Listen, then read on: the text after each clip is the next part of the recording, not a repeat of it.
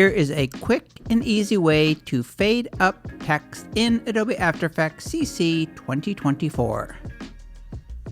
Add a text layer. Make sure the CTI or the playhead is at the beginning of the timeline, then go to the Effects and Presets panel.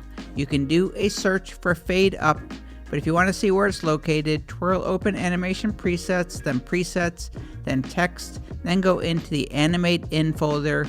I'm just going to drag on the fade up words, drag it right onto the text layer, tap the spacebar, and we've got a nice simple fade up effect. This is a text animator, so to customize, twirl open the text layer, twirl open text, then twirl open animator 1. You can undo or just delete the animator 1 if you want to try out some of the other fade up options. I'll drag the CTI back to the beginning. This time I'll try fade up and flip, drag it onto the text layer.